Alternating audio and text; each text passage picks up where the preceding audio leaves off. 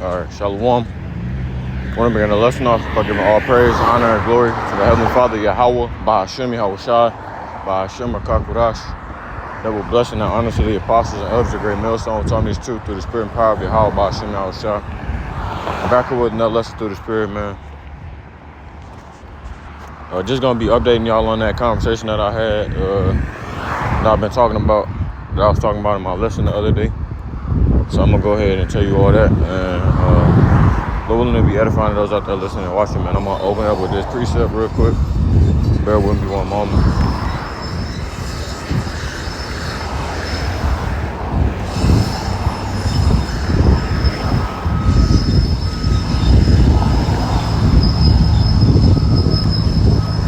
Now, you got the old school suit. All right, so let's start off with this, man. It's a lock if it's noisy. Just got done with my morning workout. I'm walking right now, so I'm gonna go ahead and do this. This is Ezekiel chapter 2 and verse 1. And it reads, it's the prophet's call, okay? This will all make sense in a second, man, once I explain this story. It says, and he said unto me, Son of man, which is Yahushua, stand upon thy feet, and I will speak unto thee. Salaki. And the Spirit entered into me when he spake unto me, and set me upon my feet, that I heard him that spake unto me. And he said unto me, Son of man, I send thee to the children of Israel, to a rebellious nation that hath rebelled against me. They and their fathers have transgressed against me, even unto this very day, right? It says, for they are impudent children and stiff-hearted. I do send thee unto them, and thou shalt say unto them, thus saith the Lord, the Most High Power, Yahweh, man. Okay? So, god damn, this nigga balling down the street.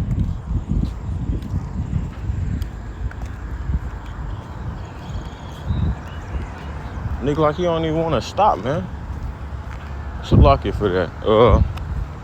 Like I was saying though, you know, you have our people as a people, man, just do not like to listen at all, right? Like I say, everything that the Lord instructed us to do, we like to do the exact opposite and follow the exact opposite of that. We treat evil for good and good for evil. All right. So, as prophets and messengers of Yahweh, Ba'ashem, Yahushua, and Lord willing we be of the 144,000, the hopeful elect, we go out and talk to our people, have interactions with them on a daily, knowing that majority are not going to listen to us. They're going to forbear. While that small number will listen. Okay? So it reads, here's my point.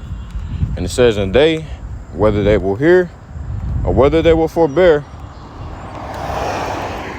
for they are a rebellious house, yet shall know that there hath been a prophet among them. Okay? Now, let's see. Let's continue reading. And thou, son of man, be not afraid of them, neither be afraid of their words. Though briars and thorns be with thee, and thou dost dwell among scorpions, be not afraid of their words, nor be dismayed at their looks, though they be a rebellious house. Okay? So, I brought that out because I was talking with my fellow co-workers, because I just started this job, which is the reason why I had to come back to school this early.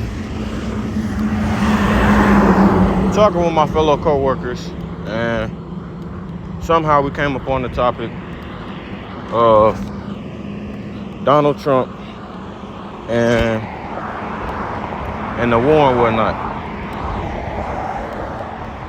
I think somebody might have said something. I said, I don't know if we're going to be here for that long, right? You know, and when you're talking to people like this, you got to use discernment, man, okay? You got to be wise as a serpent, harmless as a dove. You cannot show all of the wisdom or the knowledge you have right off the bat. You know, you got to dumb it down.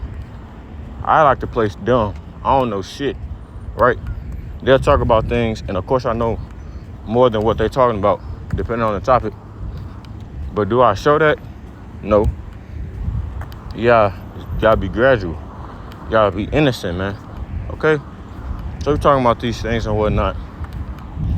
And came upon Donald Trump, and they like, yeah, nobody fucking with us. Nobody fucking with our military and all these other things.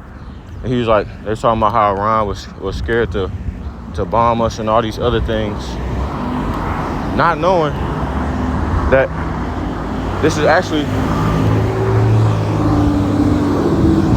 quite literally playing into prophecy, right? Iran waiting, you know what I'm saying, taking its time. And, you know, joining together with the other Arab nations to come against Babylon the Great. So,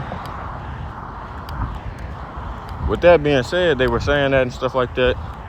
They didn't really say too much about Israel and nothing like that. But they're talking about how Iran was scared to bomb them and how all these other countries are afraid of Trump. I think we might have came upon, oh yeah, the coworker was like, I ain't gonna fake it. I'm really not like, he said I'm not like opposed to Trump or something like that. Like he wasn't necessarily upset that he was in office. And I was like, yeah, I said, people think that if Kamala was in office, it would have been any different. He was like, yeah, if she was in office, she would have been walked over. She wouldn't have been able to stand up for herself, basically. That and he was talking about like how he likes the fact that Donald Trump is a businessman and he's business minded. And then the other guy was talking about how he was agreeing with that, but he said he also was like kind of fucking up shit with tariffs and other things. And I'm just sitting back and listening, man. It's always better to listen than to speak. And that's a fact. It's always better to listen than to speak. Just sit back and peep the scene. You'll learn a lot just by how people talk, how people carry themselves if you just sit back and peep shit without just talking, man. Right? Lord gave us 2 ears and 1 mouth for a reason. So we're talking about that and stuff like that.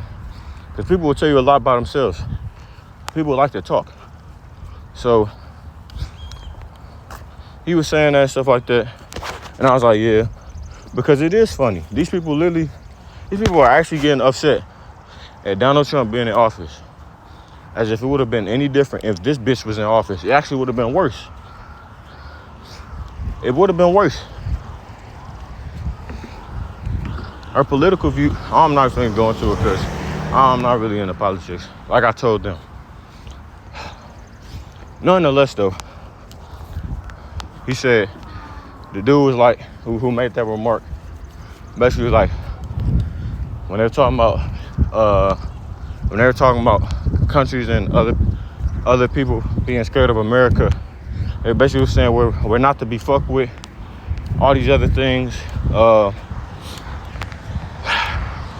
and we got the best military and all this other stuff. It was like 2 people saying this in agreement with each other, and I was like,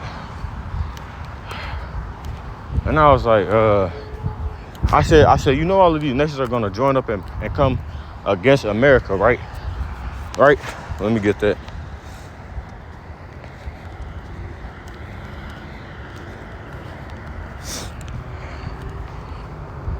Oh, I spelled despised wrong. Despised. So, this is the book of Jeremiah 49 and verse 13. It says, for I have sworn by myself, saith the Lord, Yahweh, that Basra, which Basra was, just like how Jerusalem was a people before it was a place, Basra was a people before it was a place. So I'm talking about the people of Basra. Shall become a desolation, a reproach, a waste, and a curse, and all the cities thereof shall be perpetual waste. And Basra was a city in ancient Edom, if you didn't know that.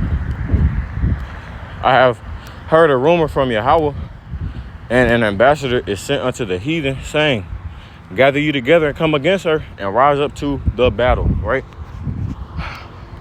As we always say, man, this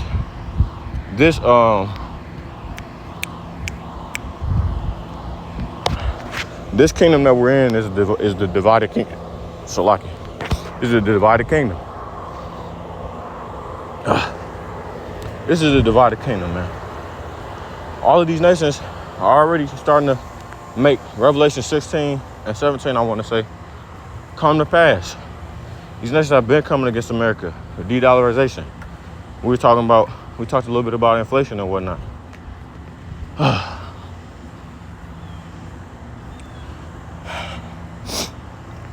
And these nations are starting to show their hatred for America and Babylon. Well, America and Esau Edom, because of their wickedness and atrocities they've been committing, right? For lo, I will make thee small among the heathen and despised among men. So like I said, I told him, I said, and it's not the only precept that you could get for that. It's throughout the book. So I told him, I said, you know, these countries are going to come against America. Oh, we're not worried about that. And that's when they was like, we really not to be fucked with. We got the best military, all these other things. And so that's when I told them,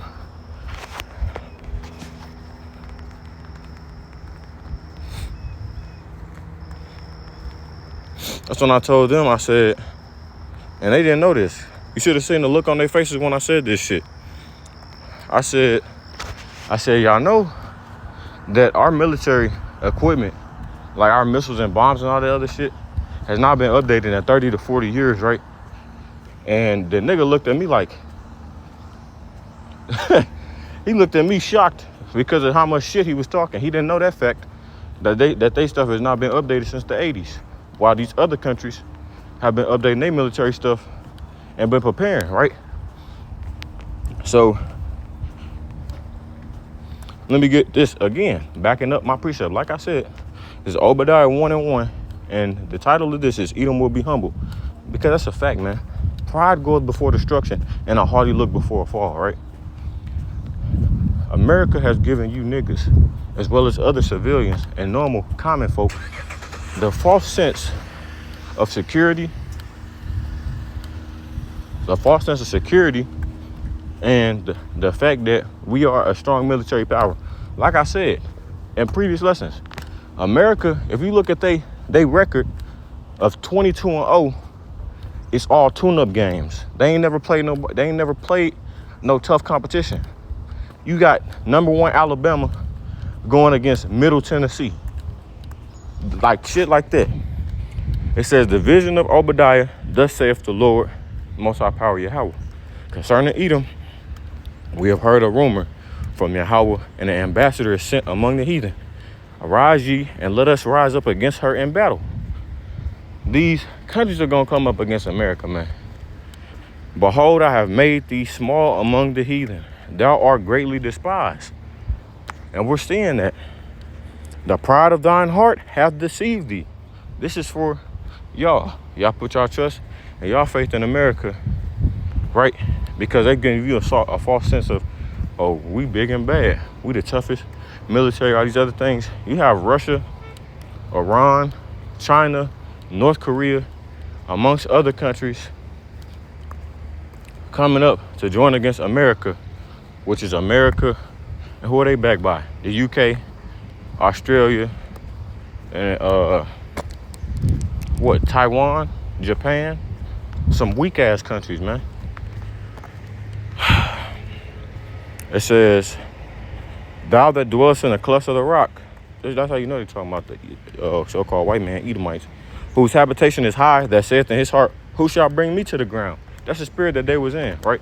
They said, we really not to be fucked with. These countries know what it is.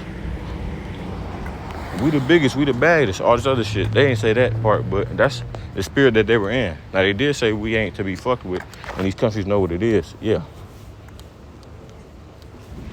They scared of Trump. So that's something that they said as well, right? And that's the spirit. Who will bring us to the ground? If you played a whole bunch of tune-up games, now you're getting ready to play against a real team, but y'all ain't never did that before through the history of y'all existence. Y'all been bombing and attacking people and nations or groups of people that were smaller and weaker than you. Then of course you would have that false sense of pride, right? Hell, I was about to say something else, right? But if we come against a group of people or a nation that actually talking about something, it ain't gonna be the same. It ain't, right? So you just gotta keep that in mind.